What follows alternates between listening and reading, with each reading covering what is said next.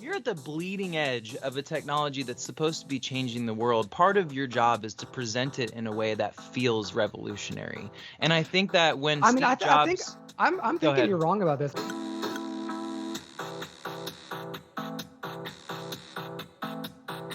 So I'm seeing two things from my world. One is everyone doing that take of this is going to change everything. And then there's the other take of this is stupid. It's going to go away. It's just like the Meta Quest. It's, dead on arrival. I totally hear both. And can I give you my most raw and authentic take about this? The take that I had before anything was official about this. Mm-hmm. Okay. So I remember, and you might have a similar experience. I remember being about 12 years old, 13, 14. I already know what you're going to say. Go ahead. Playing Nintendo 64. Mm-hmm. And just thinking, hey, it's going to be cool when about 20 years, you just put on a VR headset and you play the game virtually. And everybody I went to school with had the same thought. Mm-hmm. This wasn't like, oh my God, it wasn't like that insane. It was just like, this is going to be the future and I'm excited for it. I'm 12 years old and I'm excited for this future. Right. It's weird when something like this drops and everyone's like, where did this come from? Holy shit, I had no idea. This is going to change everything. We need so much time to think about this and the implications. It's like, guys, were we not back playing N64 back in the day, just like waiting for this for 20 some years to happen? And now it's here and we're acting shocked. And that's my initial impression. And may I remind you that they had VR games when we were kids. Yes, like you could go to Toys R Us and it was like shitty and weird and like cheap, but it was a legitimate like headset with kind of altered reality stuff. I had a driving game that I fucking loved, man, and it was awesome. It was so cool. But yeah, absolutely. Please continue. Okay, well, so that's my gut response. That's my initial response. Yeah. I feel like in this space, in this podcast, I want to do a little bit of responding to the both sides thing. And then I want to get a little bit more on what I think is crazy. But like, what side should we take first? What do you want to take, like this is going nowhere side or this is going to change everything side? Which one do you want to like dive into first? Or where do you fall? If you got to pick a camp, where would you fall? Yeah, I think this is a nothing burger. I think this. Oh, good. I think this I'm slightly leaning towards the other side on this one. Oh, good. Okay, this is good. Okay, let's argue your side. Your side. Okay, so when I first saw it, the first thing I thought, and I love that this is now like kind of this is my litmus test for whether something is actually gonna do well or not. Where I was like, oh, the memesters are gonna have a field day with this shit, dude.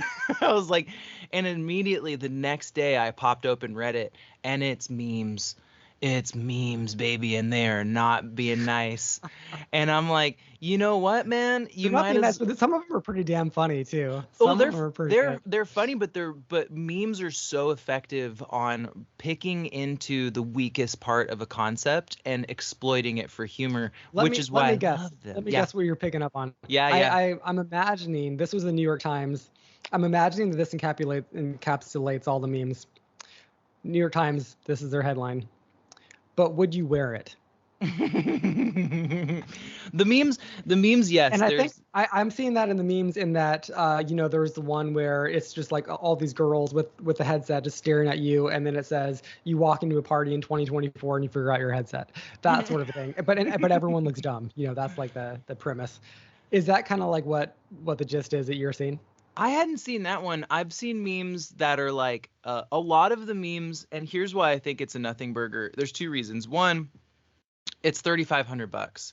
And I think, yeah. And I think honestly, I don't want to diatribe too much on this, but part of like, the other thing I want to say is Tim Cook, not Steve Jobs. Not even the shadow of a whisper of Steve Jobs. Steve Jobs, for all of his failings, had a very proletariat ethic with Apple from the very beginning, where his whole fucking concept was like, I want everybody to have this. I want Mhm. I want a computer in every household. That was his revolutionary idea, was let's take computers out of the universities, let's take them out of these giant mainframe rooms, let's shrink it down and make it kind of sexy so that the average person can and wants to have one of these in their house. And he succeeded. He did it Mhm. again with the iPod. He did it again with the iPhone. And if we remember, the iPhone was pretty groundbreaking technology. It was a couple $100. It wasn't a It thousand seemed pretty dollars. unattainable though back in the day. It seemed It pretty compared it to what did. was on the market, because back then it was kind of a glorified thing you call people on still, I will say. Totally. And so it was Totally. like I remember people who bought the iPhone. I remember, a friend of Me mine had too. one like very early, and I like judged him. I was like, "You bought that? Like what you really need to, I don't even like Google shit on a tiny screen. Like really, like to me that made no sense." And that was the first generation, and that technology, looking back, did kind of suck. It was a glorified Yeah. thing you call people on, then you could kind of look things up on the internet. It was, but it wasn't a It was grand. it was it It was a was it game was like changer. 300 it was like $350 or something like that when it came out. And in 19 Yeah. or in like $2005, that was probably closer to $600 or $700 or something. To me, I was very young back then, so that seemed like an unattainable amount of money. But right, Yeah, yeah, it did. But mostly, Apple products, they fall within the reasonable realm of like an average person being able to save a little bit extra money for a couple paychecks and get something nice for themselves. yeah. This falls in the full erudite. Like you have to be somebody with a lot of disposable income to justify a $3,500 The entertainment purchase. Yeah, the only saving grace here is that this is the first gen. Mm, Once they release later generations, presumably it will fall. That's how technology typically works, is that the first product, the first line, is something that is for the diehard fans right. and for the professionals. Frankly, it's called, like, it's interesting to me how they called it the Vision Pro, not just like the Apple Vision, Yeah, which yeah, they could yeah. have. But I think that they're Sure. signaling there that this is for people who work in business or fly first class, that sort of a thing. And then they'll come out with, a year later, they'll have the thing that's half the price, Mm-hmm. and that essentially has the same functionality. I think that's kind of like what my guess is. But I agree, like that broadly. I mean, you've probably seen that video where they announce what the price is. Everyone in the audience just gasps. No. Oh God, that's great though. Yeah, that was floating around Twitter. Someone took a video and everyone was like, oh, which it is shocking, because I mean everybody also is totally right to compare this to what Facebook is putting out, Yeah, their the Meta the Quest thing, and that's yeah, like totally. right now it's, I think it's 500 bucks. 299 or something like Yeah, that, or three, 400 399. bucks, and it's pretty good too. It's pretty good. I think Mhm. that, and they're like, well, this is augmented reality, not virtual reality. But here's the other thing that I think is shitty about this.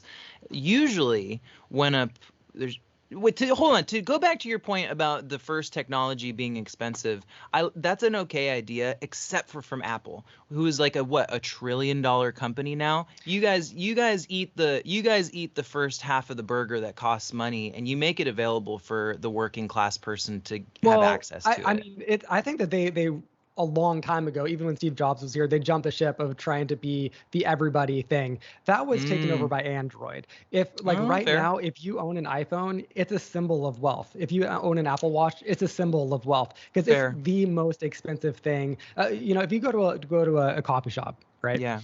and everybody's sitting on their laptops, the people sitting on their iMacs, they paid 3 times the amount of people sitting on the Dell or the That's Chromebook or true. whatever, 3 to 5 times more. And Yeah, they that's did it true. not necessarily because they are using the software or actually they did it to signal Sure. wealth. And I think that, like, it's actually maybe not a bad idea for Apple to lean into that, because Mm. that is what they are. They are like, that is their brand, is we are for the wealthy elite. We're for the creative class. We Sure. we roll out our product and it already has GarageBand on it, right? Like, this is for the Right. creative class. Sure. Well, and to It your does point limit who there, they will reach, but yes, yeah. and to your point there, I feel like when a big technology platform would come out over the last like 20 years, one of the main things that would happen is there would be a killer app for that, or a killer game for that gaming station, or something that they're Right. like, look at this piece of software that maximizes the capabilities of this new machine. Look how amazing it is. There wasn't anything like that for the Vision. There was a couple things that were kind of cool. There was, I mean, they had the CEO of Disney come on stage and talk about how they're going to marry their product with Disney Entertainment. That probably made Mark Zuckerberg want to die, because he would die for that. Right. But there was no big kind of fireworks display of that like merger. They weren't like, check it out, here's a scene from The Mandalorian, but it's like he's walking through your living room or anything like that. Like, it was all just kind of weak-ish demo looking software. Like, there was a cool meditation one where they had like a chrysanthemum or something that like exploded in front of your face, and it looked cool and shit. But at the end of the day, the thing that I was walked away with, where I was like, this is a nothing burger, was their big play for all of the marketing on it was showing you a fucking computer screen floating in the room. And I was like, guys, nobody fucking cares. They're like, and look, it casts shadows in your living room, like this imaginary computer screen that you can make it as big as you want. And I'm just like, guys, like, if you're like, this exists. This doesn't quite exist in that form, but for $3,500, you can create a facsimile of this that is objectively way cooler, way more advanced technologically. If the whole point of your platform is that now you don't have to buy a flat screen TV, you can just put on these fucking stupid looking goggles and you have an infinitely large flat screen TV. I'm like, nobody's going for that, man. Okay, diatribe end, please. Yeah. Please. Okay. So let me tackle a little bit of that, but then transition to what I think is actually world changing about this, like actually genuinely radical and world changing about this. Okay. But I mean, I do think that you're hitting the correct key point there, which is that, I mean, like, are people going to feel silly and feel dumb in these? This is like Scott Galloway's big point, is it's not going to increase your mating abilities to walk around in one of these things. It's going to make you look silly. Right. Sure. I do have counter examples to this. Like, the one that immediately jumps to mind is like, look what's on our ears. True. Look at this. There was a time when like wearing headphones like this would have been utterly, I walk down busy streets wearing these and no one cares. No one looks at me twice. And again, there was a time that would have been very weird. Absolutely. So the big question you would have been the quirky girl in an 80s movie. But, you know, there is something special about our eyes. There's something special about our peripheral vision. And, you know, there's, I don't know, it is different than headphones. I'll absolutely grant that. The one thing that just about the new experience that immediately jumps out in their presentation is they say, Tim Cook says that you're no longer looking at the product, you're looking through it. This is the first product that you're looking through. I thought that was an interesting framing of what this new technology is. It is, and it's just a little bit of a shift that it could become a very silly thing to have to take out your phone or take out your laptop and like to look at the screen and scroll through it. That could become all of a sudden like a cumbersome thing. Mm-hmm. If it does become normalized to you're just in the world. And again, this is like Gen 1. So these things are going to presumably get smaller and smaller. Things that are in sci-fi, presumably to some degree, they are going to be here in reality. So, you know, this is wild, but already there is like a contact lens kind of version of this. That's what I'm waiting for, man. Yeah. That like, seems amazing. Before we get there, we're going to go through these iterations, unless if we get there. I'm not even completely convinced that's going to necessarily, but anyway. Sure. But I want to jump to the thing, just so I'm not dangling it out there or teasing it too long. The thing that I think is, Devin, I have some sympathy. I want to jump into what I think is truly cool about this. Alleviate my angst. Tell me what you think. Is the first that I'm aware of mass market product that is a true brain computer interface. And I say that because if, you know, this is what a lot of people that I'm following are right now discussing, is that this does this radical thing where first, when you first put it on, you do like eye tracking things, right? You do eye tracking things so that you can see like, Sure. oh, my eyes are looking here, and you yes that. Okay, so you do this just to set the thing up. Mm-hmm. Once it's set up, it follows your eyes to an insanely accurate degree. So, okay, you put the headset on and then your apps are displayed in front of you on the screen. When Okay. your eye just moves between apps, they light up. It knows exactly what you're looking at. Okay. And this is radical. Like this is like a biofeedback thing so that you are actually with your eyes, your brain is connected to the virtual world through your eyes. And that literally is mind blowing. Like I don't care what anybody says, that is insane and mind blowing. And this is the future. This is radical. Is it? Are we all? Stephen And Hawking. and again, Stephen and Hawking immediately comes to mind. Like I just feel like, is that really revolutionary? I feel like people with like severe like physical disabilities and like deformities and stuff have been like activating computer screens with their eyes for like decades now. You know, to like totally, type simple messages and to like as an interface like concept, I feel like it's not that new. No, I mean this stuff kind of thing has been out there, but again, not at all for the mass market public. Like Stephen Hawking, Sure. that thing that was like medical grade, probably insanely expensive, Sure. and like Yeah. really cumbersome, and Sure. like also not cool. You know, it was just Sure. purely for functionality. And this, Yeah. like, I don't know if you've seen it too, but like you click like this, you just like click like this, you scroll and click, scroll and click, and your eye Like with your follows. with your Yeah, fingers? with your fingers. Huh. And you can have your fingers anywhere around you, and it'll just know. That's It'll kind of click. cool. Shit like this, like it is bringing us into the digital world. So backing away just for 1 second, away from everything else, all the commentary, and back to my 12-year-old boy self. Okay. This is what we have always fucking wanted. And we're now in this world where everyone's bitching about it and complaining about it.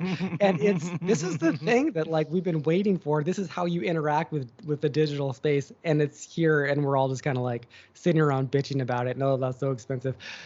If we do lean into it and embrace it, which we totally may not, like I'm not gonna buy the first version of this. It's probably going to be a little clunky. It is too expensive. So I'm not, gonna necessarily throw my money at this. But let's just say, like broadly, if we do lean into this technology, there is a world where this becomes as universal and normal as the laptop. Yeah, I think the contact lens is it is like the final stop on this train. I think I mean, unless something else happens somehow where we're iterating into the actual brain and through the ocular nerve. We're such a visual species. Like Yeah. I think the contact lens is the thing that we're iterating towards here, the augmented reality contact lens. I think you're right. There's parts of it that I think you're right. I think you're absolutely right. This is what we've been waiting for. But I think the reason why it's getting so much scorn and derision is because it was a sloppy rollout to a product that to me seems a little sloppy. I mean, like it seems like they spent a lot of time figuring out how it should look. But when I watched that keynote, I mean, I watched a lot of it. I didn't watch all 2 hours of it, but I definitely watched the Vision Pro part and the parts where Tim Cook is speaking. And there just isn't any life or zest or anything in these and the people that are presenting this technology. Like Tim Cook couldn't be less Steve Jobs, and Bob Iger as well. I'm like, dude, who let you walk out there in like faded pre-distressed jeans and a cardigan? Like, can a guy get like a snazzy suit, or can you're rolling out a product that's supposed to be like from the future. Just a little bit. Pull back a little bit and realize what you're talking about. Like these people are not professional actors.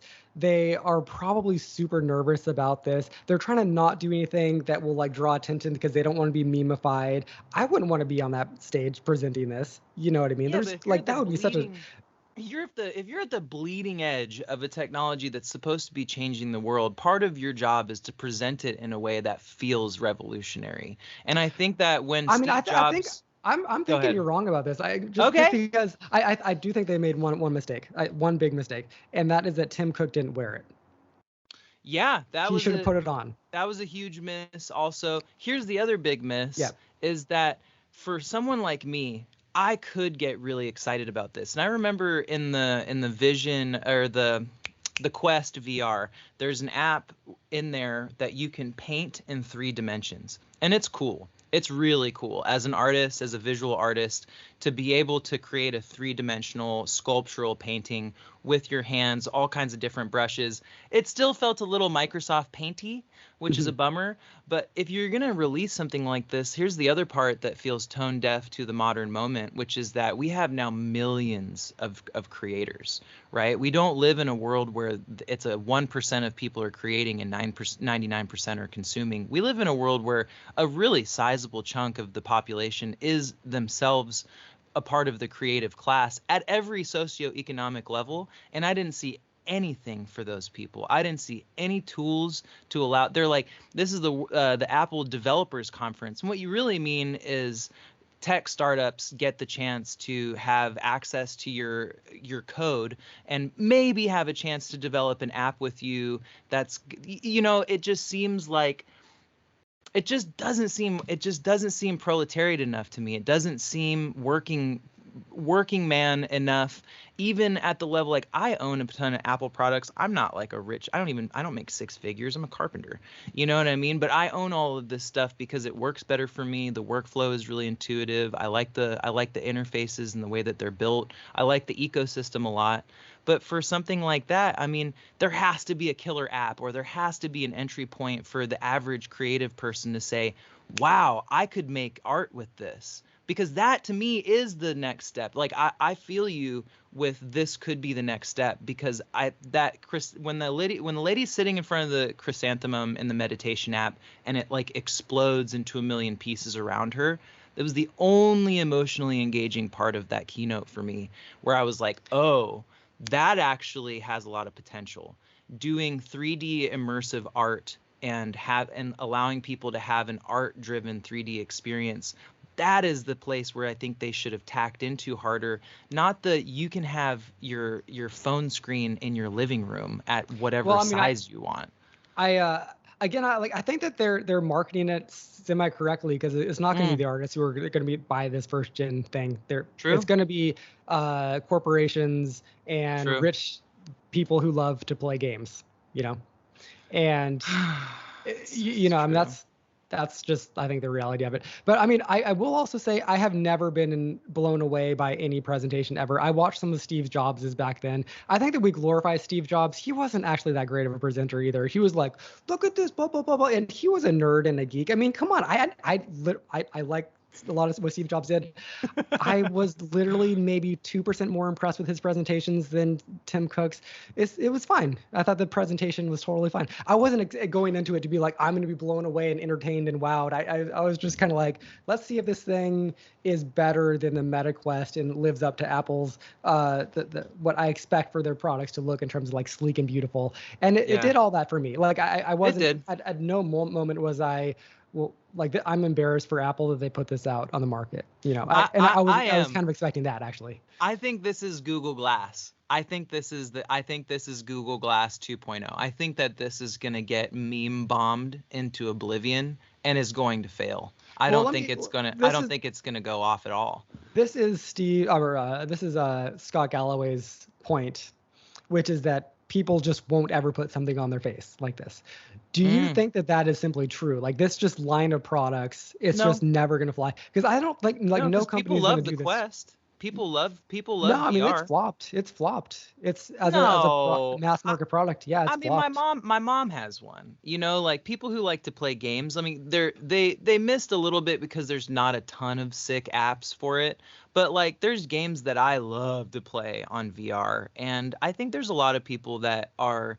I mean, maybe not as a line of product, like as a product line, it did universally, like, it flopped. It really didn't catch on the way it was supposed to. Yeah. Interesting. This is the one that's supposed to catch on. And well, this is what Scott Galloway has said too, is that Apple won't just turn away from a product like Google did. They will lean into it and force us to have it, like they did with the Apple Watch. The Apple Watch also flopped. I do remember that. People were like, this is so dumb. we're Yeah. never wearing this. Now I was one of everybody those has people, and one. I'm still kind of like that. The only reason I would Oh, get me an too, Apple yeah. Watch is that I sometimes I do envision a world where I don't have to carry my phone around with me. That would be kind of nice. But I'm still not going to buy one. But I like that idea. I like that idea. But yeah, but that their product didn't flop because they leaned into it for years and years True. and years and They years. can just And they can just foie gras duck, shove it down your throat. they also didn't do what Apple did, which Apple was just hemorrhaging money to lean into the Right. VR space. Apple Right. didn't do that for this. This is just another one of their products that they still are sitting on $30 billion or whatever, and Right. they're not like, if this flops, it's not going to like harm their bottom line at all. They're No, fine. no. And that's good. That was smart of them. Yeah, and to be fair, to address the rest of the keynote, which I did watch, all of their other products are iterating at like an okay clip. I mean, I do always have the complaint that they're clearly sitting on way more advanced tech, and they're just breadcrumbing it to us, which I Yeah. find I find that to be annoying, and I do think that that is more prevalent in the Tim Cook era than the Steve Jobs era. I think Steve Jobs was a crazy enough person that he actually did want to see weird revolutionary technologies like sweep through the public consciousness and like the zeitgeist, and I think that was part of what was fulfilling for him about Apple, was that it was a platform for him to surge interesting technologies through the culture, and he did it successfully like 4 or 5 times, like at scale, like the So world, yeah, and but one last thing that I want to talk about here yeah. is I do remember, might have been with you or our mutual friend Sam, but I remember talking about this like 5 years ago, that it feels like the iPhone, the cell phone in general, is already dead, and why haven't Yeah. we moved off of it? Because Yeah. with this technology, they're just doing these little teeny micro iterations, but Yep. the effectively what is the smartphone has not changed in a decade. Yeah. And the new iterations that they've just released, it's like, oh, you can put your face appears when you call someone. Okay. Wow. Cool. Yeah. But the problem is, and this does get back to the VR headset thing, the Vision Pro, is that it's just getting harder and harder and harder to release any new actual product, because of that's just the way technology is. I mean, people have argued that we have plateaued with what we can technically do. We're just like hitting the wall of what's possible until we somehow merge our brains with machines or whatever. Like literally get rid of latency, like Elon Musk talks about. It's like we have to get rid of latency. Right. Until, I mean, I don't know. Like from what I'm hearing even from you today is that this is gonna flop because like no one wants to put it on their face. Like just like Yeah, like it's yeah. it's goofy and it's not revolutionary enough. And when I talked to a friend of mine this morning, her first comment was like, what problem does this solve? Like, who needs this? I think that also is a very natural response. And again, that gets back to the really fundamental point of what if it's just so hard to create new technologies that at this point, because we have things, that do connect us to the digital space. It's just so hard to create new technologies, like fundamentally, paradigm shifting new technologies, that we're just going to have to settle with the new little teeny micro software-y innovations, because maybe for the rest of our lives, things just aren't going to get that much better because we've hit a wall at some level. Do you think that's I'm not there, but I absolutely do have time for people who think that, Same. I don't know. I'm not there either, but I think that is actually kind of a romantic way to look at the future. I mean, I'll end my kind of thoughts on this with an anecdote. I rode my bike through San Francisco a couple days ago from the top of Market Street all the way down to the Embarcadero, and made it to the water. And I was just hanging out there by the pier on the dock for a little while. And one of the things that I noticed was that I was amongst an incredibly diverse group of people. And they were all just very quietly and calmly sitting at the waterfront in their own way, enjoying it in their own way. Some people with a little boombox, and I'm talking like black, white, young, old, like all races, all socioeconomic strata. There was some rich people there. There was obviously some very poor people there, everything in between. And everybody was sitting there in front of the water, absorbing it in their own way and really enjoying it. And when you say something like that, right, like maybe we're at this wall with how much we can do with technology and integrating it with the human experience. I hope you're right, because I think there is something really special about the physical world, and I do think that there's something a little forced about virtual reality and about augmented reality. And we love this Ready Player One apocalyptic scenario where we're all just like, sitting in a gamer chair with a haptic vest and an AR headset on, and we don't ever leave the house. And I just don't know. The older I get, the more I wonder if that actually is ever really a reality for more than a small percentage of people. People still hike. People still want to be out in nature. People still want to be amongst other people. There's always like people that are shut in and don't want to do that stuff. But maybe we reach a balance point with technology where we realize that like the digital world is really interesting, but maybe just as interesting as the physical world. And at some point this contact zone that we're in kind of releases itself into a more harmonious balance between living in real life and living in digital life. I think that is beautifully said. A lot of that I agree with. I do want to just, throw it out there that I think that kind of, again, like really nothing has changed in terms of the digital space that we're entering into, whether it's seamlessly or not. And going way back hundreds and hundreds and hundreds of years ago, when people said that reading books is destroying people's lives, and they're just shutting themselves inside and reading books all day long, which also totally a thing. And I think that we haven't moved at all on that. I think that it's exact, and this is the fundamental thing that about being a human being, is that we are always looking for new portals to jump into. And that's what art is. And that's what even conversations and relationships are. That's what, cityscapes are. That's what a quirky shop is.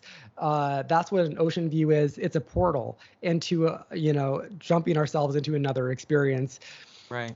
And this is just another kind of a book, right? And the thing is that we're just trying to do it so that it does get more and more seamless and less and less you having to carry around the Encyclopedia Britannica in your backpack.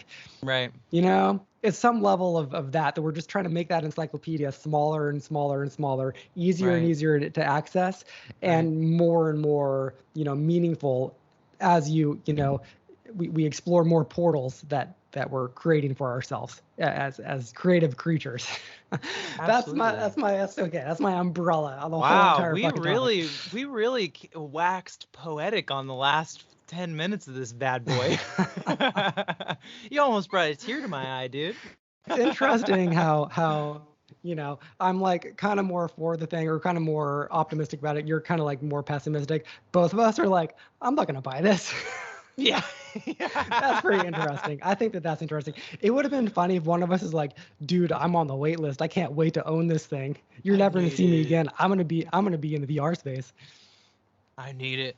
I'm waiting for it, man. I'm waiting for it to become something that seems really fun and engaging, and not just kind of clunky and nerdy and okay. There's versions of it. There's things that I'm waiting to see happen from VR tech. I'm a dancer, so as soon as I can take an object without having a headset on, and I can play with it in real space, and I can build things around myself to, create a visual immersive environment as an artist, like in an intuitive and fluid way, that will be something that I will get on the wait list for. This is just okay. Let me pull it back to my day-to-day experience, just for maybe one more note here, is that my day-to-day experience is that for my day job, right, I have an old Dell laptop. By old, I mean like 2 years old. I can barely pick it up and move it around the house, because if I touch wrong parts of it, and there are a couple of parts that I just can't touch. If my thumb hits a certain part, it crashes and it takes 30 minutes to get back up. So I'm kind of like, and I have worked at offices where they give you like a brand new MacBook Pro. You know what I mean? There are going to be offices out there just so that people don't, like, I have spent like company money, thousands of dollars, plus all kinds of wasted time because my laptop always crashes.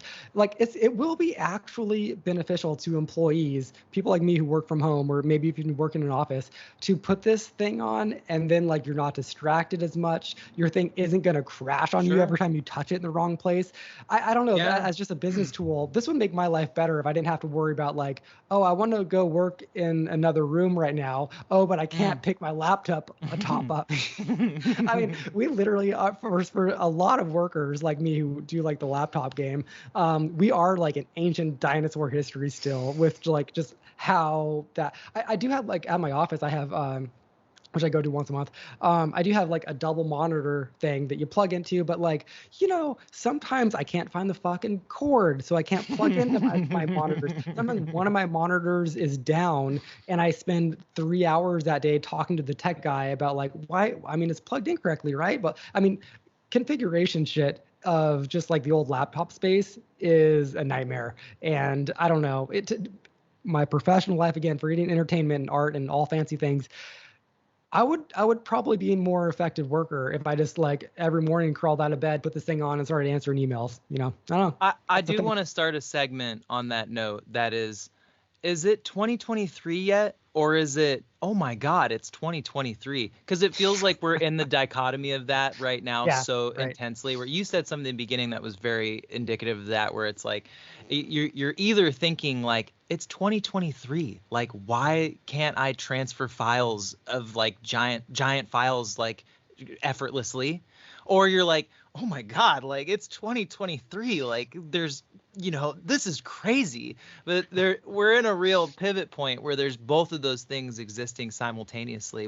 What only here, let me stick the landing here. Only time will tell if the Apple Vision Pro is on one side of the fence or the other, Peter. Thank you for this rousing conversation. Okay. Last question. Then we'll leave it here. Okay. 5 years out, is the Apple Vision Pro, is it on the shelves at Target, so you walk up and you just pick one up, and widely available and normal to have one, and not awkward to see one sitting on a train wearing one? Or is it something like Google Glass that 5 years from now it will be a joke of internet history? Apple Vision, hot or not? Peter, I want your prediction on the record. We'll come back. Peter, I'm going to say Apple Vision, not hot, totally thrift store. You will not see this in 5 years. I think in the next 6 months, it will be people will be so.